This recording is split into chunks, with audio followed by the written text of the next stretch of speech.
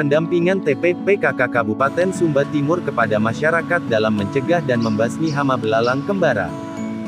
Jumat, tanggal 20 Agustus tahun 2021.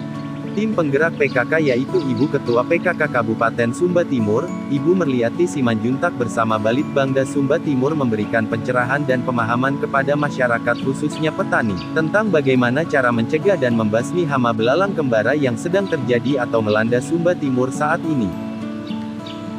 Selamat pagi, Salam. Bapak Lurah, tokoh-tokoh masyarakat, Ketua Pokmas, atau kelompok tani ya, tokoh agama, Ibu Pendeta. Hari ini kita bertemu di sini memang tidak melalui sebuah perencanaan yang matang. Ini sebuah sikap terhadap kondisi masyarakat yang ada, sehingga kita mengambil sikap untuk berada di tengah-tengah kita masyarakat saat hari ini. Persoalan pertama adalah bahwa Sumba Timur saat ini menghadapi bukan saja COVID-19, tapi juga serangan hama belalang kembara. Kemudian pada saat yang sama, semua cara yang sudah kita lakukan ternyata belum terlalu efektif untuk menanggulangi hama belalang yang kita hadapi. Sementara di dalam keseharian kita ada penelitian yang dilakukan dengan Institut Pertanian Bogor, di mana hasil penelitiannya sudah dibukukan. Tapi implementasi dari hasil penelitian itu belum berjalan secara efisien dan efektif. Karena itu hari ini saya selaku Kepala Badan Litbang Kabupaten Sumba Timur bersama teman-teman dari Badan Litbang dan Ketua Tim Penggerak PKK Kabupaten Sumba Timur berkesempatan dan merencanakan untuk hadir bersama teman-teman di sini untuk menyampaikan hasil penelitian itu. Hasil penelitian yang mau kami sampaikan ada dua. Yang pertama adalah hasil penelitian tentang bagaimana menghadapi belalang kembara.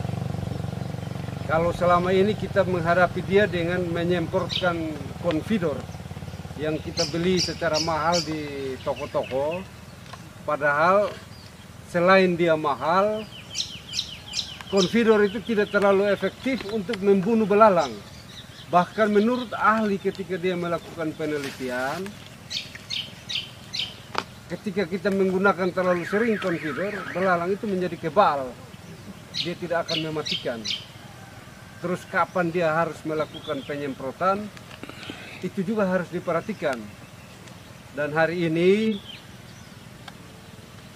Ketua Tim Penggerak PKK akan menjelaskan kepada kita tentang bagaimana mengembangkan konfidor alami yang dihasilkan melalui penelitian. Itu yang pertama. Yang kedua menyangkut pisang anti sura. Yang lalu di seluruh Sumba Timur 2 tahun atau 3 tahun terakhir itu semua pisang diserang oleh orang Sumba bilang sura. Seperti sura pada ternak kuda dan kerbau. Nah, sura yang dimaksud di pisang itu adalah layu fusarium dan serangan bakteri. Layu fusarium itu dia hantam dari akar, kemudian bakteri itu lewat bunga dari pisang itu. Karena satu pohon dia terserang itu dua penyakit itu, ketika kita potong pohon itu dan kita potong lagi di pohon yang lain, dia menular. Menular dan di seluruh Sumba Timur, pisangnya diserang oleh sura. Sekarang ini kita mencoba untuk mengembangkan yang namanya pisang anti sura yang dalam tanda petik itu namanya pisang Cavendish. Itu adalah saran dari peneliti IPB yang melakukan penelitian kurang lebih 9 bulan. Menyangkut kembali ke poin yang pertama, menyangkut penanggulangan belalang, itu sudah ada bukunya dan itu sudah ada di tangan para camat semua. Dan hari ini kita memulai untuk sampaikan kepada Bapak Lurah dan para kelompok masyarakat hari ini. Ini Mama Ketua PKK ada bawa dan menyangkut isinya nanti Mama Ketua yang jelaskan. secara detail tentang bagaimana dan cara bagaimana membuat pisang Cavendish. Nanti kami dua saling melengkapi kepada Bapak Ibu sekalian. Waktu saya berikan kepada Mama Ketua. Baik, terima kasih Pak Kabandit, Bang, Bapak Ibu sekalian yang berada di lokasi desa model kerjasama Balitbang pemerintah daerah Kabupaten Sumba Timur serta tim penggerak PKK. Hari ini kita akan memberi pencerahan atau pemahaman kepada masyarakat khususnya petani tentang bagaimana mencegah dan juga mengatasi hama belalang kembara. Kita tahu Sumba Timur, Sumba ya, pada umumnya merupakan habitat yang sangat cocok untuk hidupnya belalang kembara. Kalau belalang ini hanya dalam jumlah kecil, itu tidak bermasalah karena dia adalah makhluk hidup yang memang alam ini membuat mereka cocok hidup di daerah savana seperti Sumba. Tetapi ketika belalang ini jumlahnya tidak bisa terkontrol lagi, dia menjadi jumlah yang sangat besar, ini merupakan ancaman Bapak Ibu sekalian. Ancaman terhadap pertanian kita, ketahanan pangan kita, karena dia akan menyerang hampir seluruh jenis tanaman, termasuk itu padi, kelapa, dan pisang juga dia akan makan. Ya hampir seluruh tanaman pangan lah, termasuk sayur-sayuran. Nah ini merupakan ancaman bagi semua, sehingga Balitbangda sebagai instansi yang bertanggung jawab terhadap penerapan ya pemanfaatan iptek untuk masyarakat sehingga bisa mengantisipasi hal ini, juga telah melakukan kegiatan penelitian kerjasama dengan IPB yang sangat bermanfaat untuk kita di Sumba Timur. Peran PKK dalam hal ini adalah mengajak atau menggerakkan masyarakat pada level keluarga untuk kita mengantisipasi di lingkungan kita masing-masing. Karena sebagian masyarakat kita adalah masyarakat petani. Masyarakat harus pintar dan mampu beradaptasi dengan ilmu pengetahuan dan teknologi. Karena pada dasarnya manusia itu cerdas ya. Dia bisa mengatasi masalah dengan memanfaatkan ilmu pengetahuan dan teknologi. Kalau tanpa itu kita akan menghadapi situasi ini pasrah. Tapi kita tidak boleh seperti itu. Kita gunakan apa yang sudah dihasilkan oleh penelitian untuk menghadapi masalah ini. Memang saat ini kalau kita perhatikan belalang kembara ini sudah mulai terlihat. Ada di beberapa wilayah baru satu, dia belum banyak, masih belum dalam kelompok besar, masih satu-satu begitu kita lihat. Tetapi juga ada beberapa tempat yang sudah dalam jumlah kelompok besar. Nah ini berbahaya. Saat ini di lokasi ini memang belum terlihat ancaman itu. Justru karena itulah kita hari ini melakukan kegiatan ini sehingga masyarakat bisa cerdas untuk mengantisipasi keadaan yang mungkin akan terjadi. Karena lokasi ini kalau kita lihat dia cocok untuk suburnya kembang biaknya belalang kembara, karena ada beberapa lokasi yang ada retakan-retakan tanah lembab yang memungkinkan belalang bertelur di sana. Jadi Bapak Ibu sekalian, belalang kembara ini punya fase telur yang biasa disebut nimfa ya Pak ya? Nimfa, ya. Nimfa, telur dalam bahasa ininya nimfa, sebelum dia menjadi belalang yang dewasa. Nah telur ini sangat baik berkembang di tempat-tempat yang lembab, terutama contoh seperti dekat kubangan-kubangan kerbau atau genangan-genangan air yang sudah mulai mengering. Dia mengering bagian atas, tetapi retakan-retakan tanahnya itu di dalam itu lembab. Nah belalang kembara ini suka meletakkan telurnya di celah-celah retakan tanah. Bagaimana supaya dia tidak bisa meletakkan telurnya? Ya kita harus rekayasa di lokasi. Air harus diairi, tempat itu harus diairi, entah itu bikin kolam ikan, sehingga tidak ada kesempatan bagi belalang kembara ini untuk meletakkan telurnya. Jadi manusia lebih pintar dari belalang, ya toh? Nah itu. Lalu fase kedua adalah fase belalang dewasa, imago.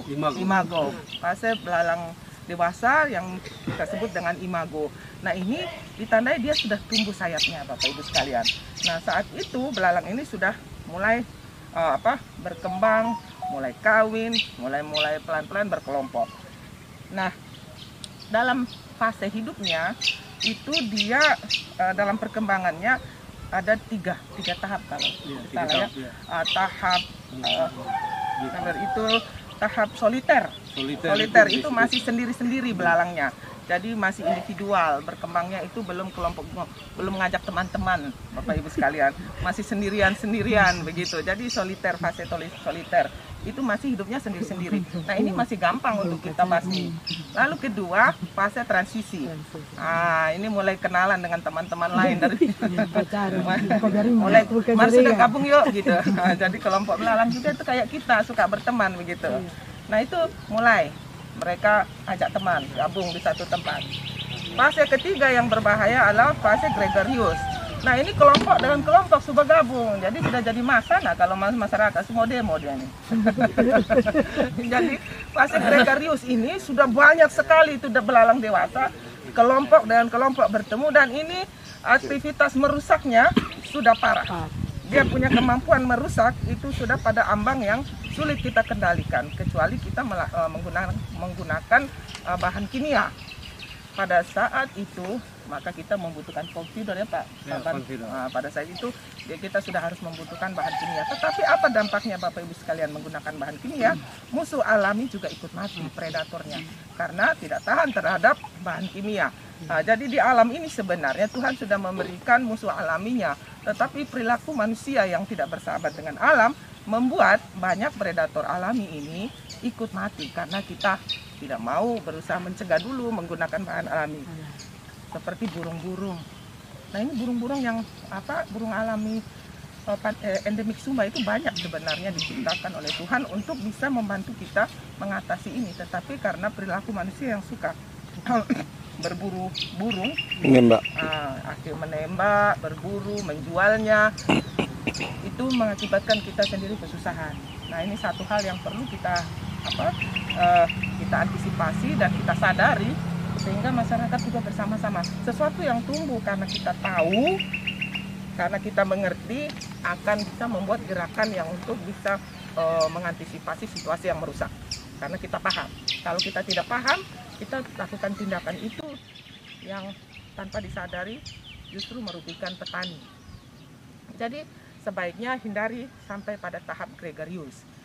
Pada saat sebelum sampai pada tahap gregarius, kita punya kesempatan untuk membasmi telur belalang. Caranya seperti tadi sudah kita sampaikan adalah merekayasa lingkungan habitatnya.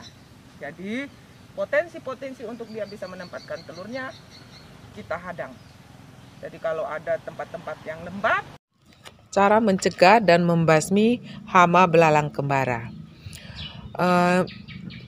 Mencegah dan membasmi hama belalang kembara ini bisa dilakukan dalam 2 tahap.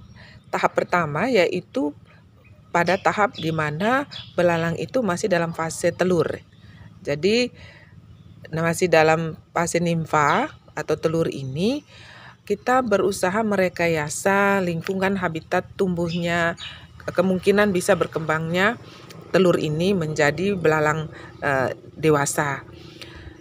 Lokasi-lokasi atau tempat-tempat yang memungkinkan belalang menempatkan telurnya, yaitu di daerah-daerah bekas kubangan kerbau, retakan-retakan tanah yang lembab, itu kita ganti menjadi tempat yang bisa dibuat kolam ikan, sehingga lubang-lubang itu tertutupi dan tanaman dan belalang tidak bisa menempatkan telurnya.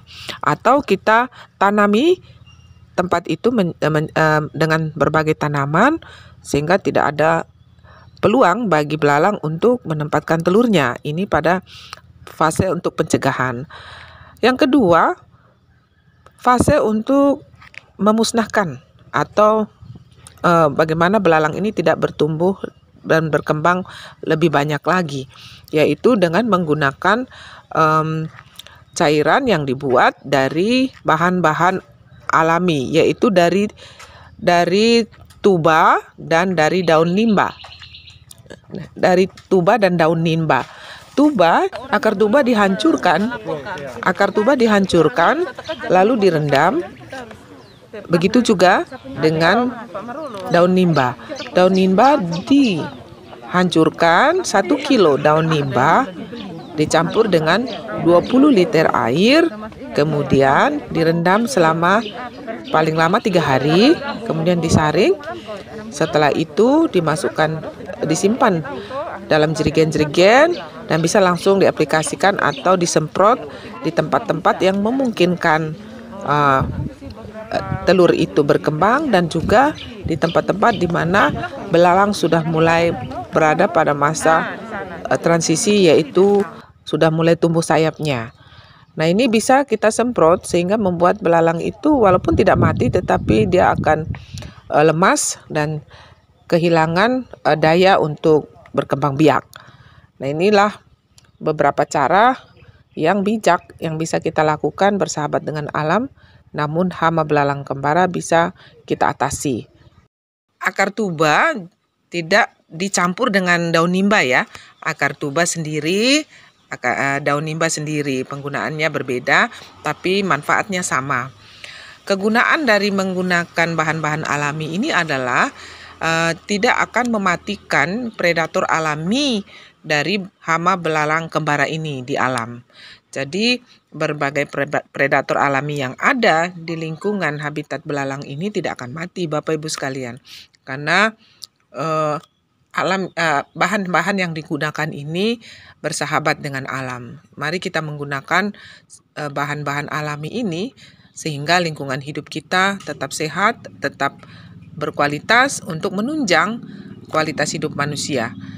Kalau kita bijak menggunakan berbagai bahan yang berasal dari alam, tentu berbagai predator yang mampu menghalau tumbuh kembangnya belalang kembara tetap bisa hidup bersama dan juga membantu untuk mengurangi kemungkinan berkembang biaknya hama belalang kembara. Ini yang perlu kita perhatikan. Petani pintar, petani yang mampu menggunakan ilmu pengetahuan dan teknologi untuk meningkatkan produktivitas pertanian sehingga kesejahteraan petani bisa meningkat. Masyarakat pembelajar dibentuk dengan keinginan untuk menambah pengetahuan dan menggunakan berbagai hasil-hasil penelitian dalam meningkatkan keterampilan dan pengetahuan petani. Ini beberapa hal yang penting untuk kita lakukan pada tingkat petani, karena petani cerdas akan mampu secara bijak meningkatkan produktivitas pertaniannya. Terima kasih. Bapak Ibu sekalian, buku hasil penelitian ini akan kami bagikan kepada para ketua kelompok tani, juga untuk Pak Lurah, tokoh agama, sehingga bisa disosialisasikan atau disebarluaskan pengetahuan ini dan tidak hanya diketahui tapi dilaksanakan, karena lebih penting adalah melaksanakan sehingga hama belalang kembara ini bisa segera diantisipasi dari sejak dini. Saya kenapa mungkin perlu penjelasan sedikit ya, Bapak Kabanditbang bersama saya, samping saya ketua tim penggerak PKK, dan juga sekretaris Balitbangda, sehingga kami sehingga kami berdua memang sangat concern atau sangat memperhatikan agar hasil penelitian ini tidak hanya selesai di ruang ilmu pengetahuan, tetapi lebih penting dari itu adalah diterapkan, dilaksanakan pada masyarakat, salah ini petani. Oh ya, berkaitan dengan pisang tadi mungkin kita perlu jelaskan juga sedikit Pak Kaban barangkali, bahwa pisang pernah ya dua tahun lalu pisang habis atau dimakan hama, sehingga tidak ada pisang, kalau mau dibilang hampir tidak ada pisang yang selamat di Sumba Timur. Itu disebabkan selain hama itu juga adalah perilaku dari manusia sendiri. Perilaku manusia ini dalam memperlakukan tanaman berdampak terhadap perkembangan tumbuh kembangnya penyakit tanaman.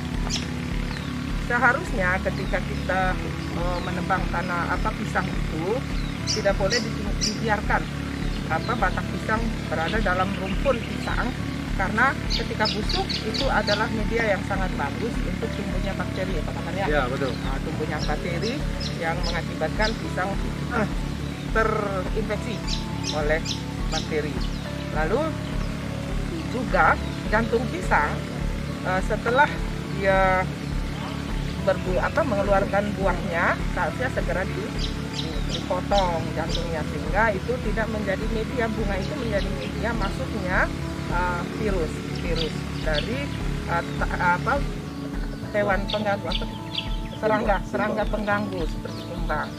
Apalagi perilaku manusia yang suka menggunakan bahan-bahan kimia untuk membasmi rumput. Nah, rumput itu jadi tidak ada lagi bunga-bunga rumput yang merupakan sebenarnya adalah makanan bagi serangga pengganggu. Nah, itu karena kita menggunakan bahan kimia, rumput-rumput itu hilang, habis. Nah, yang ada sasarannya adalah bunga pisang. Apalagi ditambah dengan perilaku kita yang tidak segera memotong jantung pisang yang sudah buahnya keluar ya. Akhirnya serangga pengganggu ini tidak ada lagi sasaran di rumput-rumput itu, maka beralihlah ke bunga yang ada di jantung pisang. Itu salah satu juga media yang mempercepat masuknya virus, dan juga perilaku kita menggunakan alat potong yang sudah terkena pada tanaman yang terinfeksi, tidak dicuci bersih, tapi digunakan lagi ke tanaman pisang yang lain. Nah, ini memudahkan penyebaran penyakit itu semakin cepat dari tanaman yang sebenarnya sehat, kemudian terinfeksi dengan media alat potong seperti parang yang digunakan untuk memotong pisang-pisang yang lain. Seperti itu Bapak Ibu sekalian. Jadi bijaksana dalam berinteraksi dengan alam itu penting, karena alam itu yang akan menjaga kita ketika kita melakukan segala sesuatu itu dengan benar. Jangan pernah merusak lingkungan habitat yang sudah diciptakan dengan begitu baik, dengan perilaku kita yang tidak bijaksana. Saya pikir itu pesan yang penting untuk para petani, bijak, cerdas, dan mau memanfaatkan ilmu pengetahuan dan teknologi untuk bisa kita paham tentang alam ini. Di samping itu juga saya pikir Bapak Ibu sekalian juga punya pengetahuan atau kearifan lokal yang sebenarnya ada dari sejak dulu yang berkembang dalam kehidupan masyarakat, yang juga bisa kita gunakan dalam mengantisipasi hal-hal yang bisa merusak alam. Sebenarnya sudah ada juga kan, kita tahu bahwa masyarakat Sumba Timur itu punya kearifan lokal, bagaimana bersahabat dengan alam. Contoh, kalau saya tidak salah itu nyit-nyit, apa itu yang binatang yang kalau sebelum musim hujan dia banyak, dia berbunyi, itulah adalah tanda nyit-nyit ya. Kehinggir. Yang bunyi Kehinggir. Jig-jig. Jig-jig. Ya, itu kalau sudah bunyi, masyarakat sudah tahu sedikit lagi pasti musim hujan, sehingga mereka mulai mempersiapkan lahannya, mulai mempersiapkan tanah. Nah, ini binatang-binatang ini seperti ini bisa mati kalau kita tidak bersahabat dengan alam. Kita gunakan bahan kimia, termasuk ini mati Bapak Ibu sekalian kalau kita lebih banyak menggunakan bahan kimia. Mari bijaksana menggunakan bahan kimia sehingga kita tidak memisahkan diri sendiri lagi. Nah, ini kalau sekarang sudah jarang kedengaran. Jadi kadang-kadang kita tidak tahu apa betul. Ini alam sebenarnya sudah memberikan sinyal ya, secara alami, untuk memberitahu kita para manusia bahwa musim hujan sudah dekat. Tetapi kita rusak alam ini dengan menggunakan bahan kimia secara tidak bertanggung jawab, binatang-binatang seperti ini hilang. Ya, jadi tetaplah bijaksana dengan alam, gunakan kearifan lokal sehingga kita bisa mengembangkan pertanian dengan bijaksana dan produktivitas juga semakin meningkat. Mungkin itu saja Pak Kadang kita berdua. Ya, karena selama ini ada burung, ini tiap hari ada terus ini. Ada terus ya, berarti di sini masyarakat Bang tidak Ada burung. Itu burung yang waktu ibu. Kanuhu. Ya, burung. Sekarang jam 12 sebentar dia datang di sini. Berarti diberkati. Jadi Bapak Ibu sekalian di Sumba Timur ini ada jenis burung. Nah, jadi kalau jam 12 sebentar dia datang sebentar main di sini, dia keliling ini. Jenis burung langka namanya ngarukanuhu. Ya. Dia sejenis mirip burung cendrawasih. Ekor panjang. Ekor panjang cendrawasih Sumba lah kalau mau dibilang persis seperti cendrawasih, ekornya sangat panjang. Jarang lihat itu. Bisa 2-3 meter itu. Pas ibu Kalau Pati yang hari dewasa. sampai di sini. Iya, cantik Dia langsung sekali. bermain di sini kan. Dan itu selalu muncul di sini, berarti alam ini masih bersahabat dengan manusia. Manusia masih bijaksana menggunakan memanfaatkan alam sekitarnya. Burung itu dipercaya secara tradisional kalau dia hadir berarti ada berkat. Ya jelasnya berkat pasti datang kalau tanda alam. Dia Jelasnya berkat bermain di pasti sini, kadang turun ke kalau atas, masyarakat bersahabat kadang ke dengan sini, alam. sebentar. Nah, di sini sering Jam muncul 12. burung itu, Bapak Ibu Itu hari sekalian, pagi. sekitar siang-siang. Pas Pak Nah, Ibu ya itu berarti dia bermain sebagai di sini. sinyal bahwa masyarakat di lokasi Dia ini mau ambil pot, masih kita. sangat memperhatikan alam lingkungannya untuk dijaga kelestariannya. Nah, itu perlu kita Jarang juga lihat tuh. apresiasi. Masih ada lagi kan Pak? Ada. Nah, ya, itu saja Pak kita hari ini. Terima kasih. Baik. Jadi dapat kami sampaikan, mudah-mudahan dapat dipahami dengan baik. Menurut Mama Ketua, kalau sudah paham, yang paling tepat itu kalau bisa dilaksanakan. Yang sudah dalam bentuk tulisan yang singkat dan mudah dipahami. Ini Mama Ketua ada ini, serahkan di Bapak Lurah dulu. Supaya masuk di kampus. Ini kelompok tani di Kapuaratu, ini kelompok tani di apa di mana? Kolon Delim, ya, Ulu Merah. Ini pendeta, alim ulama. Jadi nanti di khotbah di gereja bisa titip-titip sedikit. Ini kelompok tani di Kapuaratu. Ini yang kerja Gapura yang ini seorang pengusaha. Jadi good governance ini ada main. Jadi pemerintah, pengusaha dan masyarakat sipil bergerak bersama dalam satu langkah sehat.